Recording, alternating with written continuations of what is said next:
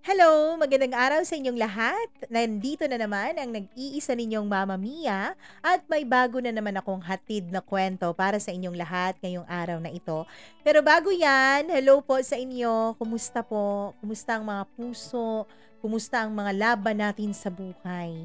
Fight pa rin ba? Nako, dapat fight ha. Huwag tayong sumuko sa buhay. Siyempre, nandito po ako. Pwede niyo po akong kausapin kung may mga problema kayong pinagdadaanan. O di kaya naman ay pwede niyong paghugutan ng lakas ng loob itong mga kwentong ating isinishare. So kung hindi pa kayo nakapanood ng iba pang kwento, pwede niyo pong i-explore itong ating munting YouTube channel. Paki-subscribe na lang po. Tapos paki-click ng notification bell para lagi kayong updated sa bawat video at storya na ating i-upload. Bago tayo magsimula at bago natin talakayin ang ating storya ngayong araw na ito, nais ko munang batiin ang lahat, lalong-lalo na yung mga excited na mag 50,000 subscribers tayo dahil sabi ko nga, sarili ko pong storya ang sasabihin ko or ang ikukwento ko sa inyo. Medyo mahaba yung storya ng buhay ko, oo, pero gawin natin yung two-part story. Pero wag muna natin yung pag-usapan dahil medyo malayo pa naman. Nais ko munang bumati ng magandang araw kay Gimaras Girl, kay Rosita Duran, thank you so much. And sa lahat ng mga taga-Qatar, thank you. Ang gaganda raw ng mga storya natin. Ay nako, galing po yan sa inyo, sa inyong mga nagpapadala ng kwento sa atin. Hello kay Cora from Cainta, thank you so much. Salamat po at na-appreciate nyo ang talentong ibinahagi sa atin ng Diyos. Hello po sa mga taga-Japan, kay Rashimi, magandang araw sa iyo. And syempre magandang araw rin from Albay, Singapore. From A. Ronay LLC sa UAE and Hannah's Tailoring Shop sa Bulacan. Hello po, gusto ko pong pumunta ng Bulacan kasi may pari po akong parang fina-follow sa TikTok dyan. Hindi ko alam kung account ngayon o account ng simbahan. Hindi ko na matandaan pero gustong-gusto ko po siya at gustong-gusto ko po siyang ma-witness na nagsisermo ng live. Sana soon. Yan ang ating pag-iipunan. Hello po sa lahat. Melody Meral, yes. Hello, magandang hapon sa iyo. Magandang araw kung anong oras mo man ito mapapanood. And sa mga taga-Saudi, Riyadh, maraming thank you. Sa Hong Kong, Jonalyn Asis, Lynn Flores, hello po sa inyo. Maraming thank you. And sa Doha, Qatar, ang dami-dami nating OFWs na nakikinig. Masaya po ako na nagiging parte ako ng araw-araw ninyo, ng pang-araw-araw nyong buhay. At masaya ako dahil ginagawa nyong inspirasyon itong ating munting YouTube channel para wag sumuko sa buhay. Yun naman talaga ang pangunahing purpose ko dito, ang pagsilbihan po ang mga nangangailangan ng inspirasyon, nangangailangan ng libangan, nang sa ganon ay wag silang sumuko sa buhay. Hello kay Gilbert Cancio. Ayan, na husband po ni Maheta Guada, tama po ba? Love you lang ga. Ang sweet naman, sana all. Hello po sa kay Beb Zanotsaka. Tama po ba? Ayun, ang dami niyang mahaba yung comment niya sa video nating ina-upload. Hello po kay Colasyon Nick Amarilia, thank you so much. Sa iyahang gwapa, sa iyang maganda, hot and sexy asawa na si Manuel Lane Dailin Mansueto Amarilia. Thank you so much mga Bisayang dako na nasa Qatar. Thank you very much for joining us and thank you so much for subscribing. Sa mga taga-Tagaytay, thank you. Alam mo, gusto ko rin pumunta ng Tagaytay. Gusto ko magbulalo dyan. Ano bang kaibahan ng bulalo ng Tagaytay at bulalo ng Mindanao? Hello kay Katrina Caperal, thank you so much. Kay Arlene De Leon, maraming salamat. Kay Elle and Eve sa Bulacan. Ang dami nating sa Bulacan ha. Gigento Cruz, Bulacan. Thank you so much. From Capiz, hello po. And isa po yan sa mga dream destination ko, Capiz din. South Dakota, USA. Nasa Davao City, hello. Sa Tondo, Manila, hello po. Maraming salamat sa inyong pagkikinig. Ang dami-dami pa, parang hindi ko mauubos. Looking forward for your own love story. I'm looking forward to share my story pod. Bisaya. Hello po, maraming thank you. Helen of Qatar, thank you so much. And Lona Lollipop. Ayun, Lollipop. Hello po. Pamasko naman dyan. Sige, ano yun natin, siguro mga end of January or early February, may pamimigay tayong konti sa inyo dahil kayo po ay laging nakasuporta sa atin. Abangan nyo po yan. Sa ngayon, pag-uusapan muna natin ang isang bagay na alam kong nagawa na natin lahat. Yung ibuhos ang lahat ng ating sarili para pagsisihan ng isang pagkakamaling ating nagawa. Nagawa mo na ba yun? Yun bang inubos mo na lahat para lang mapatawad ka ng isang tao pero sadyang matigas ang puso niya? Sino nga ba ang may kasalanan kapag hindi marunong magpatawad ng isang tao? Yung taong labis siyang sinaktan o siya na hindi makalimutan ng nakaraan? Atin po yang tatalakayin ang kwento ni Cheska dito lamang po sa Dear Mama Mia.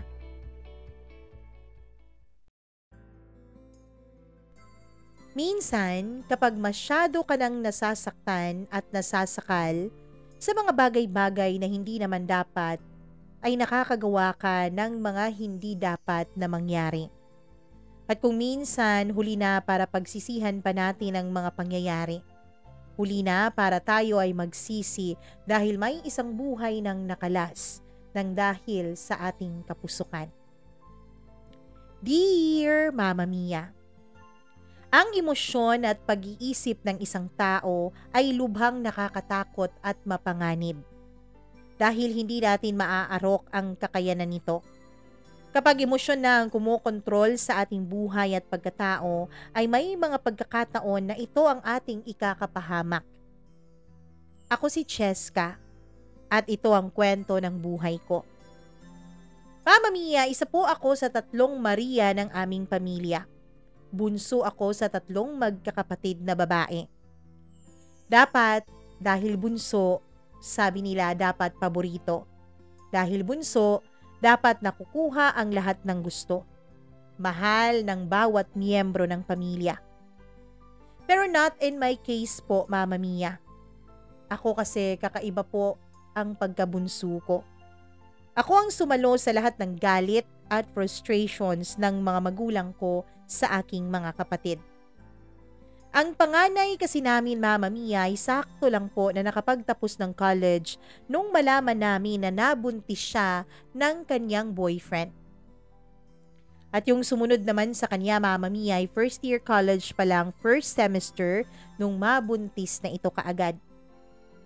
Lahat po ng mga kapatid ko kasama na ng kanilang mga partner sa buhay at kanilang mga anak ay nasa bahay namin nakikitira. At nakasandal pa po ang lahat sa aking mga magulang. Mama Mia, hindi ko po ma-explain kung gaanong galit na galit ang mga magulang ko dahil sa nangyari sa mga nakakatanda kong kapatid. At simula nga noon ay nagbago na rin sila lalong-lalo na pagdating sa akin.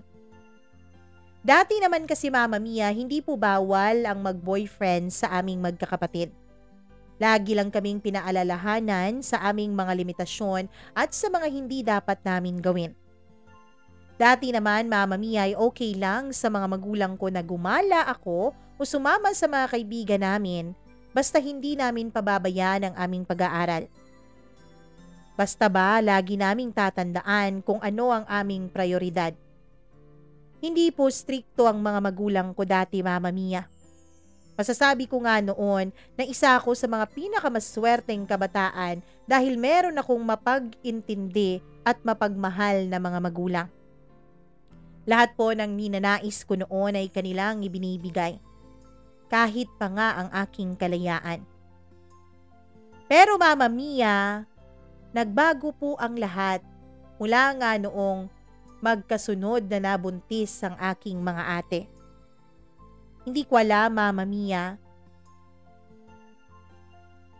Siguro alam naman nila na iba't iba po ang bawat desisyon ng bawat magkakapatid, kahit pa nga sila ay kambal. Iba't iba ang landas na kanilang susuungin. Iba't ibang mga choices ang kanilang pipiliin, dahil iba naman po silang tao. Pero sa case ko po, Mama Mia, ay hindi po yun maintindihan ng mga magulang ko. Para bang ako po ang sumalo sa lahat ng mali na kanilang nagawa. Kahit nga Mama Mia, hindi naman mali ang ginagawa ko ay parang mali na rin sa mga mata ng mga magulang ko. Parang lahat na lang ng gagawin ko ay mali at kasalanan. Hindi ko alam kung bakit kailangan na ako pang mag-suffer sa mga pagkakamali ng mga ate ko, Mama Mia. Hindi ako pwedeng lumabas kasama ng mga friends ko dahil baka gagala lang daw ako. Hindi rin ako pwedeng mag-overnight para sa mga group studies. O kahit man lang pumunta sa bahay ng classmates ko kapag weekend dahil ang akala nila at ang iniisip nila, Mama Mia, ay nagbo-boyfriend lang ako at susunod na ako sa yapak ng mga ate ko. Mama Mia, hindi ko alam pero hirap na po ako nung mga panahon na yon. Naiintindihan ko naman ang concern ng mga magulang ko sa akin. Pero yung pagpapakita nila ng pagka-concern na yon, Mama Mia, yun ang hindi ko maintindihan. Feeling ko ako talaga ang kanilang pinarurusahan sa mga bagay na hindi naman ako ang may gawa. Feeling ko, Mama Mia, wala na akong kakampi sa bahay. Kasi yung mga ate ko, Mama Mia, ay tumatahimik na lang lalo na kapag nabo-brought up na naman ng mga magulang ko ang kanilang mga naging pagkakamali at kasalanan. Alam mo ba yung feeling, Mama Mia, na hindi ka pa nga nagkakasala pero sa paningin nila ay convicted ka na? Hindi naman ako ang nagkasala pero bakit parang ako ang kanilang pinarurusahan? At hindi naman ibig sabihin, Mama Mia, na kung ano ang ginawang choice ng mga ate ko noon ay yun din ang gagawin ko. Iba naman ako sa kanila at iba rin ang mga magiging desisyon ko sa buhay. Pero bakit feeling ko, Mama Mia, wala na akong kalayaan pa na pumili ng sarili kong kagustuhan. Minsan, Mama Mia, naiisip ko nga, paano kaya kung totohanin ko na lang yung mga pagdududa nila? Paano kaya kung magbo-boyfriend na lang ako tapos magpapabuntis rin ako? Pero habang iniisip ko yun, Mama Mia, ay naaawa naman ako sa mga magulang ko. Alam ko po na masyado na silang na-disappoint ng mga ate ko at ayokong mangyari rin yun sa akin. Mama Mia, hindi ko na talaga alam kung bakit ako ang kailangang magtiis sa mga sala ng mga kapatid ko. Pero kahit na ganoon, Mama Mia, kahit na may mga tanong sa aking puso't isipan, kahit na marami akong pag-aalinlangan, at kahit na malaki na ang tampo ko sa aking mga magulang, ay nagawa ko naman pong makasurvive nung high school na ganun po ang sitwasyon namin. Na para po akong isang preso sa bahay namin. Dapat pagkatapos ng klase ay uwi agad ako. Kung may project, dapat sa bahay ko gawin. Kung may project kami naggrupo, dapat sa bahay at dapat walang lalaki. Mama Mia, kung minsan sinasabi ng mga kaibigan ko na napaka-unreasonable na raw ng mga magulang ko. Pero anong magagawa ko? Ganun sila.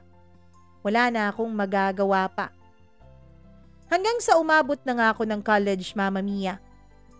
Nung magka-college na ako ay ilang beses po akong nakiusap sa mga magulang ko at ilang beses kong sinubukang i-explain sa kanila ang kagustuhan kong mag-aral sa Cebu.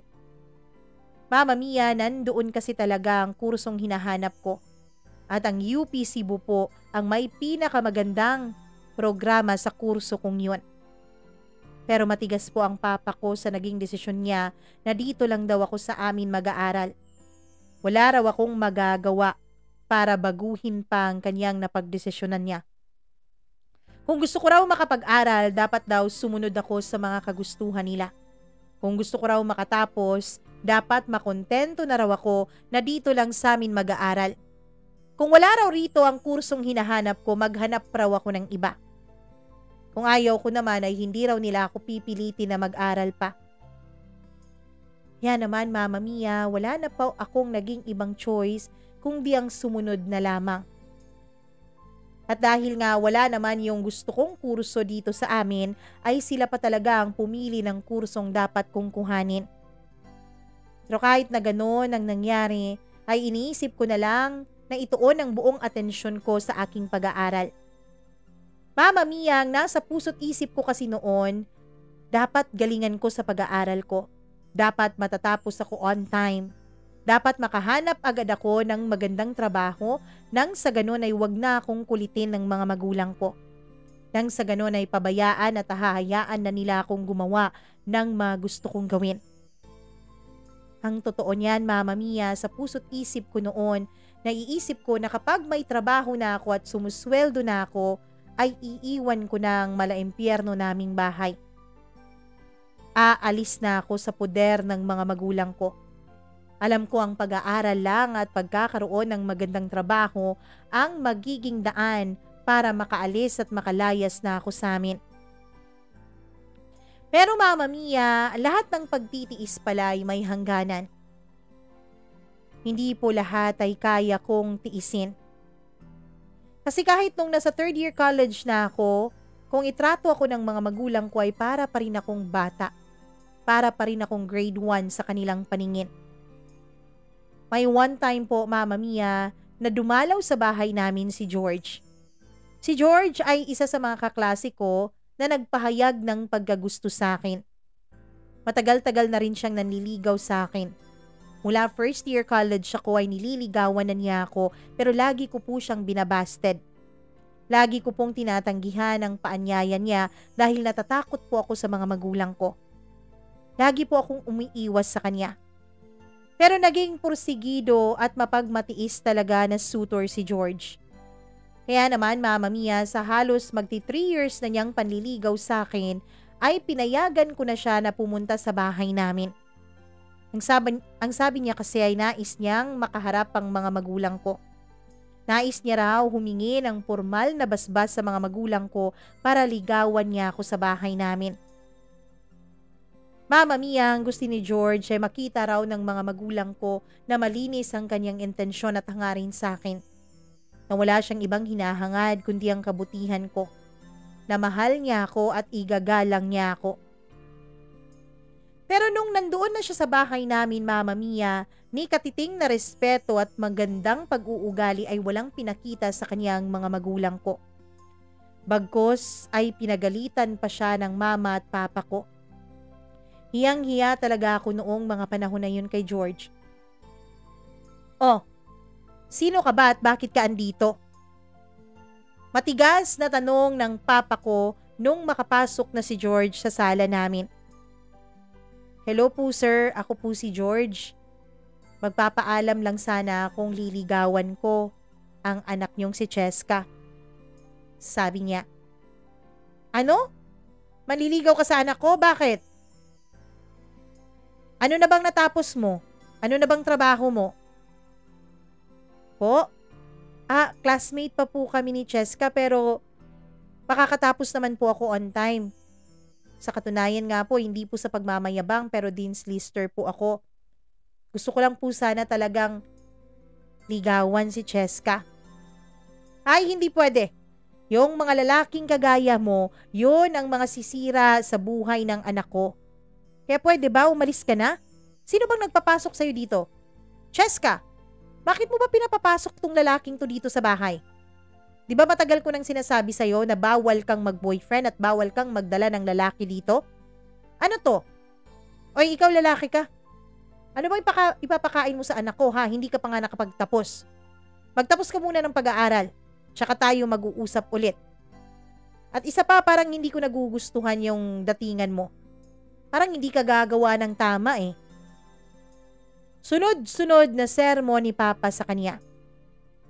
Mama Mia, ako talagang nahiya sa inasal ng mga magulang ko noon kay George. Sa totoo lang, Mama Mia, sinunod ko naman talaga ang gusto nila. Kahit matagal na akong may gusto kay George ay hindi ko siya sinasagot dahil sinunod ko ang nais nila na bawal pa muna akong mag-boyfriend. Ang gusto ko lang naman sana, Mama Mia, ay makadalaw si George sa bahay at nang unti-unti ay makita ng mga magulang ko ang kabaitan niya. Ang pagkatao niya na matagal ko nang nakikita sa kanya kaya nga palihim na akong na-in love sa kanya. Pero imbis na pakitaan ng maganda, Dahil nagbagandang loob yung tao na makilala sila, ay binastos pa talaga nila, Mama Mia, ang lalaking nanliligaw sa akin. Napakabastos po talaga ng mga magulang ko noon. Alam ko na pulang-pula ang mukha ko noon, Mama Mia. Umalis si George, nabagsak ang mga balikat. Tinext niya ako, Mama Mia, at ang sabi niya, babalik raw siya kapag meron na siyang maipagmamalaki sa mga magulang ko. Nung gabing yun ay iyak ako ng iyak. Hindi ko alam kung ano bang naging kasalanan ko sa mundo kung bakit sila pa ang binigay ng mga magulang ko. Kung ibang mga magulang pa yon, alam ko, Mama Mia, na matutuwa sila lalo pat nakikita nilang nililigawan ng maayos ang kanilang anak. Pero iba po ang mga magulang ko. Tinawagan ko si George para sana humingi ng tawad sa kanya sa inasal ng mga magulang ko. Pero Mama Mia, hindi ko na po siya makontak. Ang naisip ko noon ay baka nasaktan pa siya sa mga pinagsasasabi ni Papa. Kaya hinayaan ko na muna siya at binigyan ko na muna siya ng space. Pero nung Lunes, Mama Mia, ay hindi ko po nakita si George sa eskwela. Ilang araw pang lumipas ay walang George na nagpakita sa akin. Hanggang sa nagkalakas loob akong tanungin ang isa sa mga pinaka-close niyang kaibigan. Ang sabi nito ay lumipat na raw ng ibang paaralan si George dahil nape-pressure na raw ito doon sa amin. Nung tinanong ko kung saang paaralan ay hindi sila nagsabi, basta sa malayong lugar raw. Mama Mia, alam ko siguro pinagbilinan sila ni George na wag sabihin sa akin kung nasaan siya. Kaya naman tinanggap ko na lang ang nangyari sa aming dalawa. Hindi pa nga nakakapagsimula ang love story namin ay tinapos na agad ng mga magulang ko. Mama Mia, pagkatapos ng halos isang buwan, nung mangyari ang lahat ng yon, ay bigla na lang nag-announce ang aming eskwela na sa Davao raw kami magre-retreat. Nagpaalam ako ng maayos sa mga magulang ko pero hindi nila ako pinayagan. Sabi nila pwede naman daw akong mag-retreat sa loob ng bahay namin kahit sa kwarto ko. Turn off ko lang daw yung cellphone ko tapos wag akong lumabas at dadalhan na lang daw nila ako ng pagkain. Kung pwede raw ay sumali ako sa retreat online. Basta bawal akong lumabas. Hindi ko na talaga maintindihan ang pagiging unreasonable ng mga magulang ko noon. Ano ba sa tingin nila? Meron naman po akong dinala na waiver galing sa eskwelahan. May perma naman yun ng dean namin kaya alam nilang nagsasabi ako ng totoo. Pero bakit hirap na hirap silang pagkatiwalaan ako? Ako itong walang ibang ginagawa kundi ang ipakita sa kanila na sumusunod ako sa nais nila. Pero bakit ako ang kanilang pinaparusahan sa naging frustration at disappointment nila sa mga ate ko? Bakit ako ang kailangang magdusa? Ilang araw rin akong nag-contemplate noon, Mama Mia, kung ano ba ang nararapat kong gawin. Hindi ko alam kung saan ba ako lulugar sa pamilya ko. Alam ko na kakailanganin ko talaga ang retreat na yon para mapermahan ang clearance ko. Kaya naman, Mama Mia, binuksan ko po ang alkansya ko. Nakita ko na malaki-laki na pala ang naipon ko doon. Magmula pa noong high school. Mga pamasko ng ninang, mga tita ko, lahat ng mga regalo at lahat ng sobra sa allowance ko ay itinabi ko po. Hindi ko alam na magagamit ko pala yun sa araw na yon. Sobra-sobra pa po yun sa mga bayarin namin sa retreat.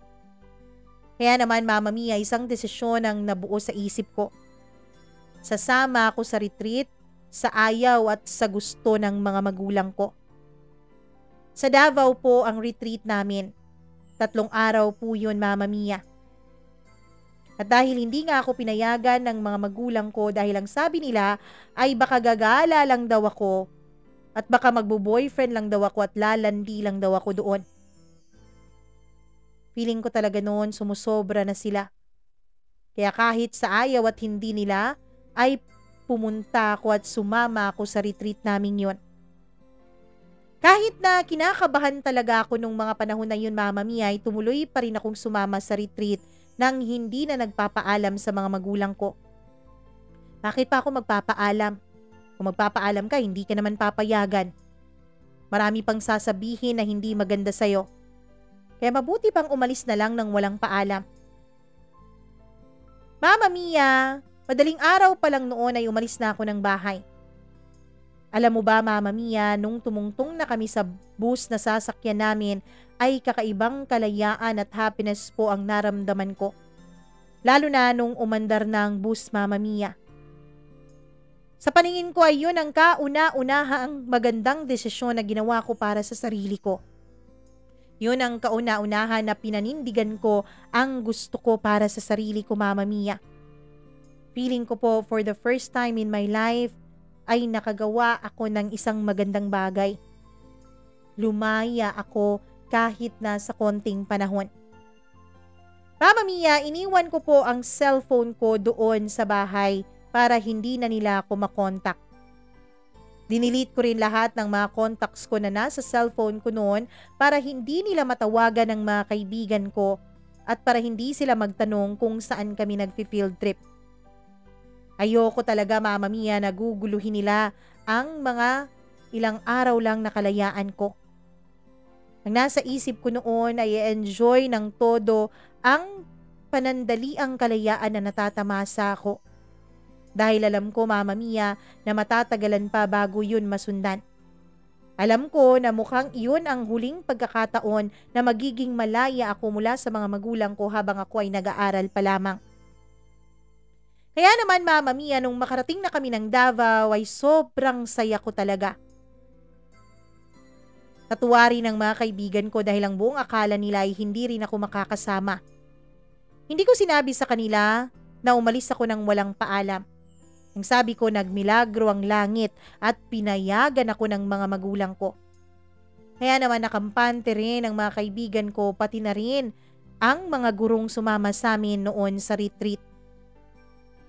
Mama Mia, na-enjoy ko talaga ang 3 araw na yon. Pero nung pahuling araw na ay kinakabahan ako, Mama Mia. Alam ko kasi na makikita ako ng mga magulang ko. Maaaring sa ginawa ko ay masaktan nila ako ng pisikal. Pero nung tanungin ko ang sarili ko kung worth it ba if masasaktan ako ng mga magulang ko ng pisikal, masasabi ko namang worth it, Mama Mia. Na-enjoy ko talaga ang 3 araw kong kalayaan. Kaya naman, nung pauwi na ay nakahinga ako ng maluwag. Pagdating ko sa bahay, Mama Mia, ay madilim po. Walang katao-tao. Gabi na yun, kaya naman, ang buong akala ko ay lumabas sila, siguro nagliwaliw o di kaya ano ba ang kanilang ginawa. Mama Mia, dahil wala naman akong susi ng bahay ay nag-antay lamang ako sa labas. Ilang minuto pa akong nag-aantay doon nung makita ako ng isa naming kapitbahay. Hoy, Cheska, dito ka na pala. Oo nga, ate. Wala pa sina mama kaya ihintayin ko na lang. Wala kasi akong susi sa bahay. Paliwanag ko sa kapitbahay namin kung bakit ako nasa labas at kung bakit madilim ang loob ng bahay. Bakit, Cheska? Hindi mo ba alam kung bakit walang tao sa bahay niyo ngayon? Hindi mo ba alam kung bakit parang malungkot ang bahay niyo? Po? Hindi po, bakit po? May nangyari po ba? Kinakabahan ko ng tanong. Ay, hindi mo nga talaga alam. Alam mo bang nasa ospital silang lahat dahil nadisgrasya raw ang papa mo? Mama Mia, para akong pinagbagsakan ng langit at lupa nung marinig ko ang balitang yon. Agad kong tinanong ang kapitbahay namin kung nasaang ospital sila. Pero hindi raw nila alam dahil nagmamadali raw ang mga ate ko at ang mama ko nung isang araw at hindi na nila natanong pa. Kaya naman gamit ang sobra-sobra ko pang pera ay pinuntahan ko ang kapatid ni mama. Alam ko kasi, Mama Mia, na kung meron man siyang pagsasabihan ng kaniyang mga problema, yun ay ang ate niya. Pagdating ko doon ay sinermonan agad ako ng tita ko. Ako raw ang may kasalanan kung bakit nadisgrasya ang papa ko. Mama Mia, sinundan pala ako ng papa ko sa Davao. Pinuntahan niya ang paaralan namin at pilit na tinatanong kung saan kami nagre-retreat. At nung sinabi nga ng paaralan kung nasaan kami, Mama Mia, ay walang pag-aalinlangan na sinundan ako ni Papa. At doon nga siya nadisgrasya. Naaksidente po ang kanyang sinasakyan, Mama Mia. Nakabanggaan niya po ang isang pampasaherong van na mabilis ang takbo. Mama Mia, masyadong nayupi ang aming sasakyan.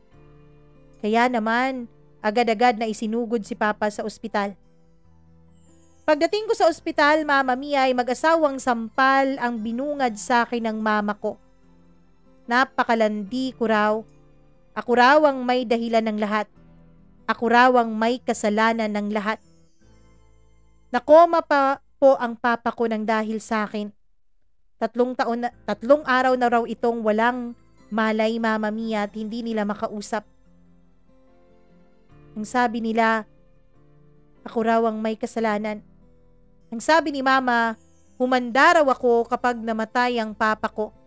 Hindi raw niya ako mapapatawad. Mama Mia, labis-labis na pagsisisi ang naramdaman ko nung makita kong nakaratay sa ospital bed ang papa ko. Maraming aparato na nakadikit sa kanyang katawan. Nakoma nga siya. Iyak ako ng iyak noon. Dasal ako ng dasal na sana'y iligtas ng Diyos ang papa ko. Sana po, bigyan niya ako ng pagkakataon na bumawi kay Papa, na humingi ng tawad dito.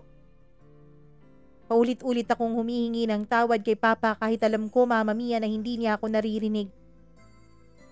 Tumagal pa po ng 15 days ang pagkakoma ni Papa bago tuluyang sinabi sa amin ng doktor na bumigay na ang katawan niya. Tuluyan nga pong nawala ang Papa ko. Namatay si Papa ng dahil sa akin. Mama Mia, hindi talaga ako makapaniwala na yun pa ang magiging bayad sa 3 araw kong kalayaan. Sa 3 araw kong bakasyon mula sa buhay na nakasakal. Nung mamatay nga ang papa ko at nagiyakan na ang mga kapatid ko at ang mama ko, ay hindi ako makalapit. Dahil sa tuwing lalapit ako sa bangkay ni Papa ay sinisigawan ako ni Mama. Lumayas raw ako. Wala raw siyang pakialam sa akin. Hindi na raw niya ako anak dahil ako raw ang dahilan kung bakit nawala sa kanyang taong kanyang pinakamamahal. Maging sa libing ni Papa ay hindi ako masyadong nakalapit nung nasa tabi pa niya si Mama. Ayoko kasi na magwala na naman ang mama ko. Ayoko na baka siya na naman nang atakihin, Mama Mia. Ayoko na baka may mangyari ring masama sa kanya tungkol ng dahil sa akin. Iyak ako ng iyak. Hindi ko alam kung paano ko ibabalik ang panahon. Pero alam ko, Mama Mia, na hindi na yun maaari pang mangyari. At mula nga sa araw na yun ay para akong itinuring ni Mama na isang patay. Hindi niya ako pinapansin sa bahay. Para akong hangin. Sa tuwing may itatanong ako sa kanya ay hindi siya sumasagot. Para siyang walang naririnig. Yung mga ate ko na lang, Mama Mia, ang nagsusorry para sa akin. Sila ang nagsusorry para kay Mama. Ang sabi nila, Mama Mia, sila raw ang may kasalanan ng lahat. Hindi raw maghihigpit sa akin ng mga magulang ko at hindi raw mangyayari ang lahat ng yon kung hindi sila naging suwail noon. Kung hindi sila gumawa ng mga bagay na nakapagbigay ng labis na takot, lungkot at disappointment sa mga magulang namin. Alam na alam ko, Mama Mia, na ako pa rin ang sinisisi ni Mama sa pagkamatay ni Papa. Ako rin naman, sarili ko rin naman ang sinisisi ko at walang iba. Kung hindi lang sana ako nagpadala sa bugso ng damdamin ko noon. Kung hindi lang sana ako nagpadala sa labis kong emosyon. Kung hindi lang sana ako nagmatigas noon, Mama Mia, at hindi lang sana ako umalis, siguro ay hindi nangyari ang lahat ng yon. Siguro ay nandito pa rin ang Papa ko. Mula noon, Mama Mia, ay hinayaan na ako ni Mama sa lahat ng mga gusto kong gawin. Ang totoo niyan ay hindi na niya ako pinag-aaral pa. Kaya naman napilitan ako, Mama Mia, na humanap ng part-time job para maipagpatuloy ko ang aking pag-aaral. At habang nagtatrabaho ako, Mama Mia, ay nakilala ko po si Steven.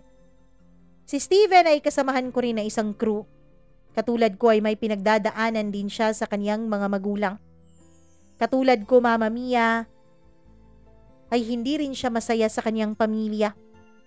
Kaya naman nagkakasundo talaga kaming dalawa. Marami akong bagay na naikukwento sa kanya at ganun din naman siya sa akin. Mama Mia, nagdamayan kaming dalawa hanggang sa hindi na namin namalayan na unti-unti ay nahuhulog na pala ang loob namin sa isa't isa. Mama Mia, dahil wala na akong gabay mula kanino man, ay malaya na akong gawin ang lahat ng mga nais kong gawin sa buhay ko. At isa na nga roon ang pumasok sa pakikipagrelasyon sa katauhan ni Steven. Oo, Mama Mia, sinagot ko po si Steven. Makalipas lang ang 2 buwan ay inaya na ako ni Steven na magsama na kami sa kanyang boarding house. At dahil wala na namang pakialam sa akin ng mama ko, at alam ko naman na kailanman ay hindi niya ako mapapatawad, Mama Mia, ay sumama ako kay Steven ng walang pag-aalinlangan. Nakipag-live-in ako sa kanya. Nung una naming pagsasama ay masayang-masaya naman ang puso ko. Ramdam ko naman na mahal niya ako, Mama Mia. Ganun pala ang buhay, may asawa. May katuwang ka lagi sa lahat ng problemang iyong pagdadaanan. Lagi kang may mapagsasabihan sa bawat gumugulo sa iyong isipan. Para kang nagkaroon ng best friend, nagkaroon ng kapatid, nagkaroon ng magulang, at nagkaroon ng taga-advise kapag nagkaroon ka ng kasama sa buhay. Noon kinaisip, Mama Mia, na mahirap nga pala talaga na mawalan ng makakasama. Kaya naman siguro galit na galit talaga ang mama ko sa akin. Mama Mia, hindi nagtagal ay nahinto na rin ako sa pag-aaral ko dahil nabuntis ako ni Steven. Nanghinayang ako, oo, dahil hindi ako nakapagtapos, pero wala namang pagsisisi sa puso ko. Mahal ko si Steven. At alam ko na mahal niya ako, Mama Mia.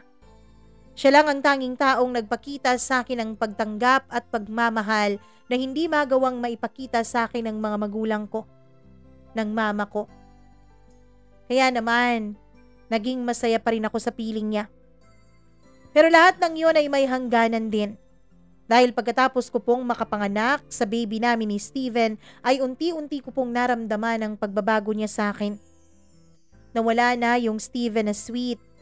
Nawala na yung Steven na mahal ako. Ang pumalit, Mama Mia, ay isang Steven na parang walang pakialam sa akin. Isang Steven na laging nakaharap sa cellphone niya. Isang Steven na laging inuuna ang mga laro niya sa mobile app kesa sa amin ng kanyang anak. Nung una ay hinahayaan ko lang siya dahil alam kong pagod na pagod siya sa trabaho. Nung mga panahon kasi na yun, Mama Mia, ay siya na lang ang mag-isang nagtataguyod sa pamilya namin dahil tumigil na ako sa pagtatrabaho ko dahil nga kailangan kong mag-concentrate sa pag-aalaga ng aming anak. Pero habang pinapayagan ko siyang gumawa ng mga ganung bagay, ay parang nasasanay siya, Mama Mia. Hanggang sa nawalan na nga talaga siya ng oras sa akin at sa anak namin. Hanggang sa kahit day off niya, Mama Mia, ay umaalis siya dahil ang paliwanag niya ay nais niyang magsaya at magtanggal ng stress mula sa trabaho at mula sa amin. Ang tingin niya sa amin ng anak niya ay dagdag sa alalahanin at stress niya, Mama Mia. Nung una ay iyak ako ng iyak sa mga pinagdadaanan ko. Malungkot na malungkot ako, Mama Mia. Hanggang sa malaman ko na hindi pala barkada o mga kaibigan ang pinupuntahan ni Steven. Mama Mia, may karelasyon pala siyang iba. Nung mahuli ko yun ay para akong sinaksak ng makailang milyong beses sa puso ko. Hindi ko maipaliwanag ang sakit na naramdaman ko. Walang salita ang makakapagpaliwanag at makakapaglarawan ng nararamdaman ko noon. Sobrang sakit talaga. Sinugod ko si Steven at ang babae niya. Galit na galit naman siya sa akin at wala raw akong karapatan na gawin yon. Hindi raw naman kami mag-asawa. Ako lang daw ang babaeng nabuntis niya at hanggang dun lang daw ang role ko sa buhay niya. Masakit, Mama Mia. Ang buong akala kong taong poprotekta sa akin, ang buong akala kong taong magiging kakampi ko sa habang buhay ay siya na ngayong nananakit sa akin. Kung ayaw ko raw na palayasin niya ako sa bahay ay tumahimik raw ako, Mama Mia, at wag raw akong dada ng dada. Tanggapin ko na raw ang sitwasyon namin. Tanggapin ko na raw na hindi na babalik ang pagmamahal niya sa akin dahil may minamahal na siyang iba. Alam mo ba yung pakiramdam na yun, Mama Mia? Wala po akong lakas ng loob para suwayin ang kagustuhan ni Steven. Wala po akong lakas ng loob para lumaban noon. Paano ko gagawin yun? Saan ako pupunta kung palalayasin ako ni Steven? Saan kami pupulutin ng anak namin? Grabe, Mama Mia. Ilang buwan akong nagsakripisyo. Ilang buwan akong iyak ng iyak. Umaga, hapon, gabi, iyak lang po ang ginagawa ko. Masakit na masakit sa akin ang ginagawa ni Steven. Pero wala naman akong choice. Wala akong choice dahil alam kong ako ang pumasok sa eksenang ito. Hanggang sa may napagsabihan ako sa problema ko, Mama Mia, isang kaibigan ko nung college. Ang sabi niya sa akin, dapat raw humanap na ako ng trabaho. Dapat raw may sarili akong pera nang sa ganon ay makakapagdesisyon ako ng maayos. Nang sa ganon, Mama Mia, ay mas piliin ko kung ano ang tama hindi lang para sa akin, kundi para sa anak ko. Naisip kong tama siya. Pero saan ko ba iiwan ang anak ko? Hanggang sa naisip ko, Mama Mia, natawagan ang ate ko. Nagpatulong ako sa kanila. Total naman ay pareho silang walang trabaho dahil mga husbands lang nila ang nagtatrabaho. Naisip ko na ipaalaga muna sa kanila pansamantala ang anak ko. Kapag nagtatrabaho ako, ay inihahabilin ko sa kanilang bata. Kapag nakauwi na ako ay tsaka ko kukunin ang anak ko at aalagaan. Yun nga ang nangyari, Mama Mia. Umalis ako sa poder ni Steven. Nung sinabihan ko siya na pwede pa niyang baguhin ang kanyang pagkatao at ang kanyang mga bisyo para wag na kaming tuluyang mawala sa buhay niya ng anak niya, ay tumawa lang siya, Mama Mia. Hindi ko raw alam kung ilang beses na niyang ipinagdarasal na sana ay umalis na ako sa poder niya. Nang sa ganon ay maging malaya na raw siyang mahalin ng bago niyang babae. Sa huling pagkakataon ay sinaktan ko na naman ang sarili ko. Nakipag-usap at nakiusap ako sa isang tao na alam ko namang wala ng pag-asang magbago. Kaya naman nagalsabalutan na ako nung araw na yon. Inimpake ko lahat-lahat ng gamit ko at ang gamit ng baby ko. Mama Mia, umupa ako ng isang maliit na kwarto malapit lang sa bahay namin. Ayoko kasi na sa bahay namin ako pupunta dahil alam ko na hindi pa ako napapatawad ng mama. Ayoko na makalakihan ng anak ko ang galit sa akin ng kanyang lola. Kaya naman, Mama Mia,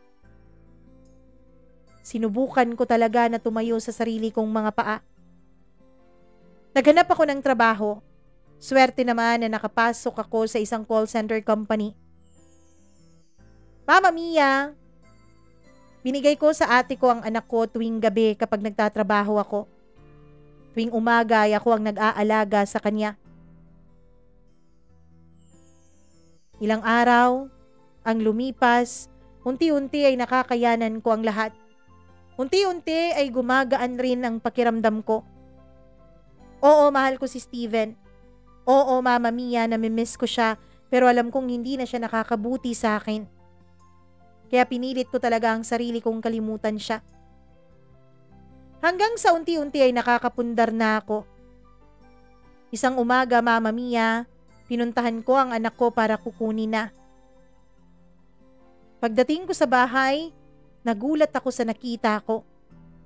Si Mama, karga-karga ang baby ko.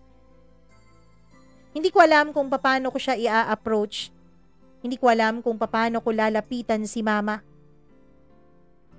Aalis na lang muna sana ako, Mama Mia, at babalik na lang mamaya, pero bigla akong nakita ni Mama. Cheska? Bakit hindi ka tumuloy?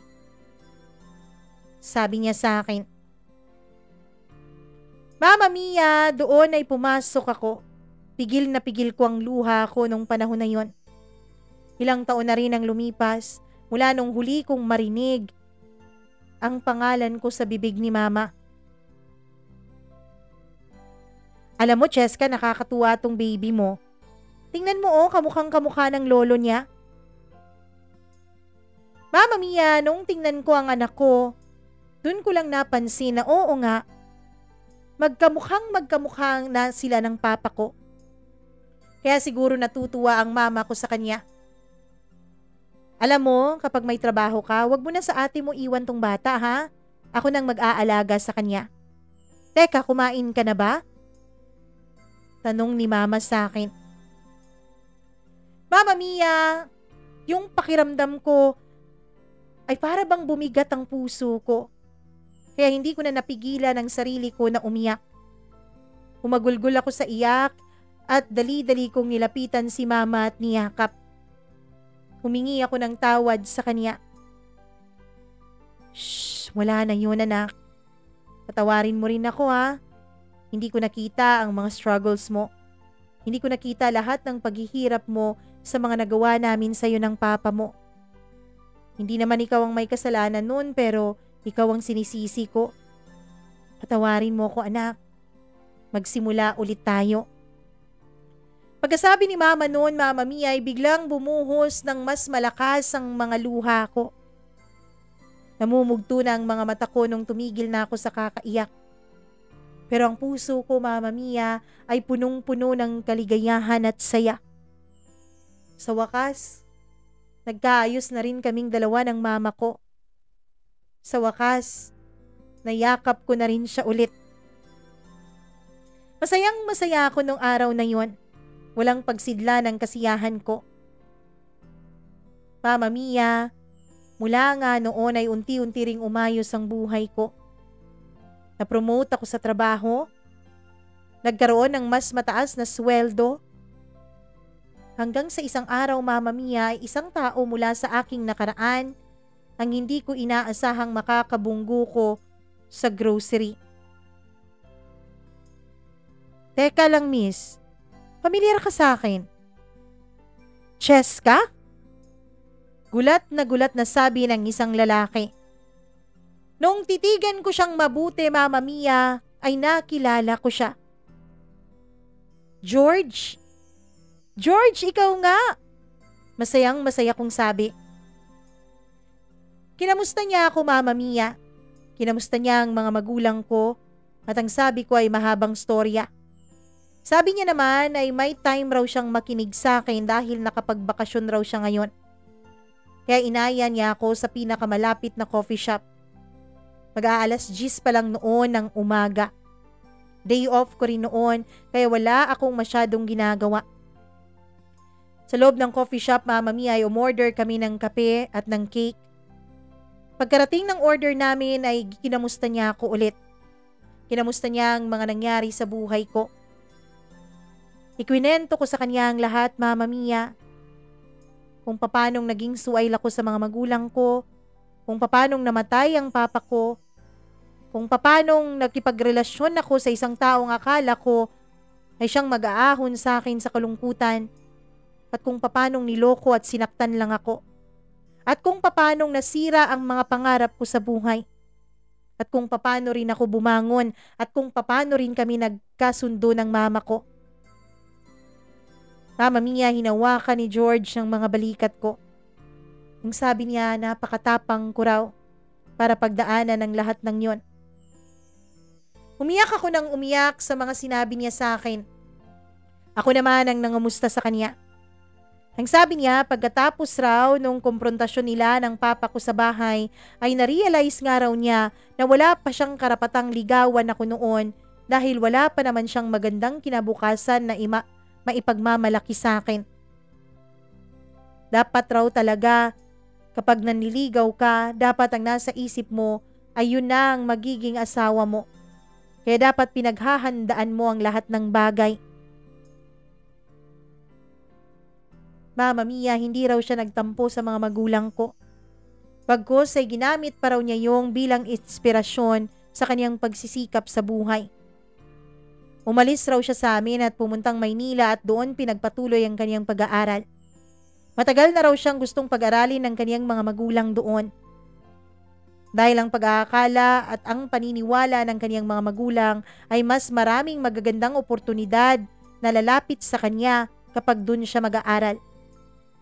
Kaya tiniis raw niya, Mama Mia, na malayo sa piling ko at wag na akong makita o kontakin pa.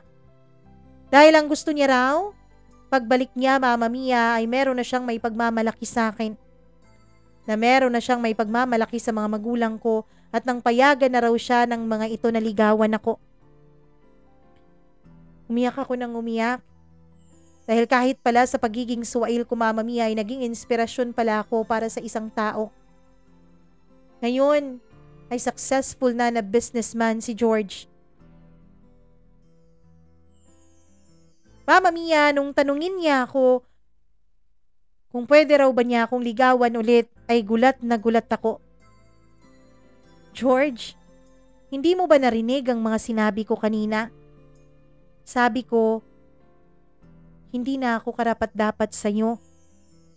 Na-live-in na ako ng isang lalaking manloloko. Nagkaanak pa kaming dalawa. Marami ka pang makikilala, George. Marami pang mga babaeng mas karapat-dapat sa'yo. Yung mga babaeng walang sabit. Pero Mama Mia, ang sabi ni George, sigurado raw siya na ako ang bigay sa kanya ng Panginoon. Sigurado raw siya, Mama Mia, na ako ang babaeng kaniyang makakasama sa habang buhay. Pero humindi pa rin ako. Ayokong itali siya sa akin dahil alam ko na mas marami pang mas deserving kaysa sa akin. Pero Mama Mia, ang sabi niya, hayaan ko raw siya na mahalin ako. Bigyan ko raw siya ng pagkakataon para maipakita sa akin na totoo ang kaniyang pagmamahal. Isang araw, Mama Mia, ay tinawagan niya ako at ang sabi niya kung pwede raw ba ako na magsimba sa linggo kasama siya. Pumayag ako. Doon ay nakita ko, Mama Mia, kung gaano ka God-fearing si George. Doon ay nakita ko rin ang sarili ko na lahat pala ng mga pinagdaanan ko noon, Mama Mia, ay naging mapagmataas ako. Hindi ako humingi ng tulong sa Diyos. Kinalimutan ko siya. Alam mo ba, Mama Mia, yung unang linggo na nagsama kaming magsimba ni George ay iyak ako ng iyak sa simbahan. Doon ko naisip na kaya siguro ang daming maling nangyari sa buhay ko ay dahil hindi ako nagpagabay sa Panginoon. Kaya siguro ang dami kong mga desisyong palpak ay dahil hinayaan ko na ang sarili ko at ang emosyon ko ang mangibabaw sa bawat desisyon na gagawin ko. Nung araw din na yun, ay sinabi ko sa Panginoon na isosurrender ko ang buhay ko sa Kanya, pati na rin ang buhay ng mga mahal ko. Siya na ang bahala sa amin. Nung araw din na yun, Mama Mia, ay pinangako ko sa sarili ko na magbibuild ako ng isang relasyon ko sa Panginoon. Si George ang tumulong sa akin, Mama Mia. Siya ang nagpakilala sa akin sa Panginoon. Siya ang nagbigay inspirasyon sa akin. Kaya naman unti-unti ay naghilom ang mga sugat ng aking kahapon. Kasi ang totoo niyan, Mama Mia, kahit na pinatawad na ako ng mama ko, ang sarili ko po ay hindi ko pa rin pinapatawad mula sa pagkamatay ng papa ko noon. Hanggang sa mga oras pala na yun ay sinisisi ko pa rin ang sarili ko.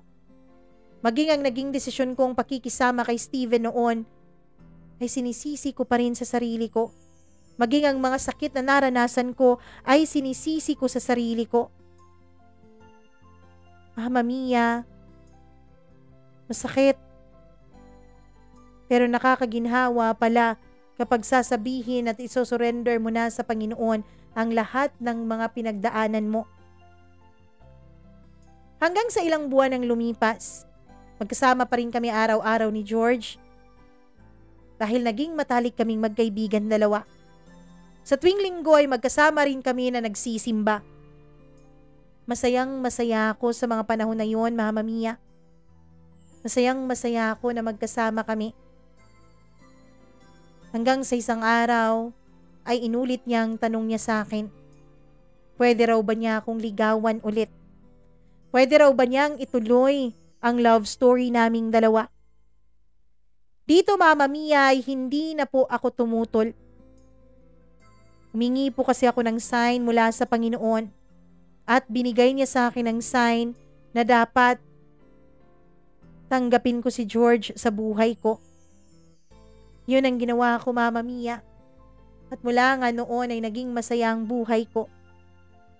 Ngayon ay mag-iisang taon na kaming kasal ni George. Masaya ako sa buhay ko, Mama Mia. Oo, may mga pagsubok pa rin. Oo, at hindi perpekto ang relasyon namin ni George. May mga pagkakataon na nagkakasakitan din kami. Pero isa lang po ang nasisigurado ko. Mama Mia, sa bawat pagsubok na haharapin ko, alam kong hindi ako mag-iisa. Dahil laging nandyan ang Diyos. Kaya lagi ko siyang inuuna kahit pa kay George. Mama Mia, oo nga pala. Tinanggap rin pala ni George na parang anak niya ang anak ko. Sa ngayon ay on process na po ang adoption paper para sa baby ko. Ia-adopt siya ni George para susunod na ito sa kanyang apelyido. Alam ko na marami pa akong pagdadaanan. Alam ko na marami pang susubok sa aking katatagan. Pero isa lang ang nasisigurado ko. Hanggat nandito ang Diyos sa puso ko, hinding-hindi ako susuko. Sa bawat pagkakadapa, tatayo pa rin ako. Hanggang dito na lamang po at maraming salamat, Mama Mia, sa pagbibigay mo ng oras para basahin at ikwento sa iyong mga tagapakinig itong magandang kwento ng buhay ko.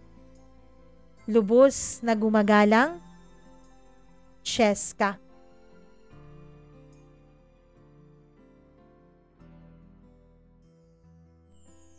Maraming pagkakataon sa buhay natin na ang akala natin ay katapusan na ng mundo.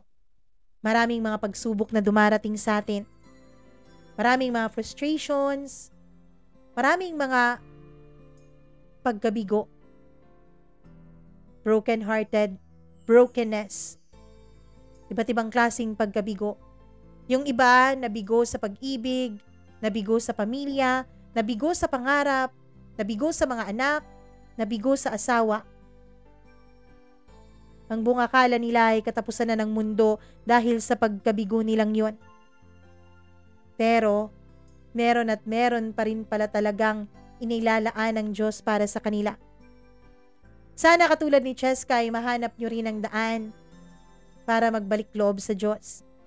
Para gumawa ng isang meaningful na relationship with Him.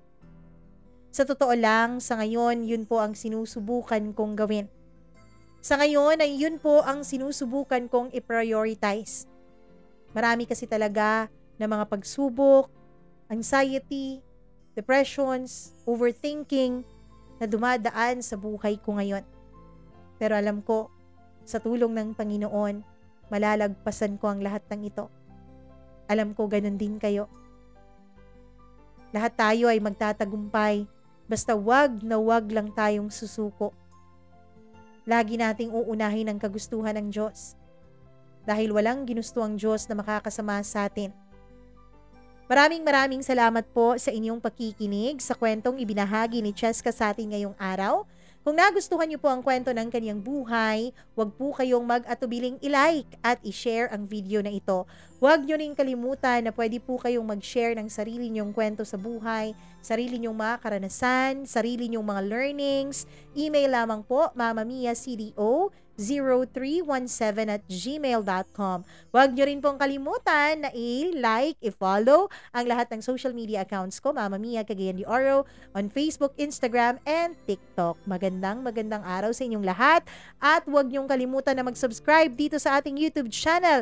Click the subscribe button, click the notification bell para lagi kayong updated sa bawat video na ating i-upload. At kung meron kayong mga reaksyon sa kwento ni Cheska, paki-comment down below, pati na rin ang inyong mga pa-shoutout at kung nasaan kayong panig ng mundo para alam natin kung hanggang saan nakakaabot itong ating munting YouTube channel at itong ating munting programa.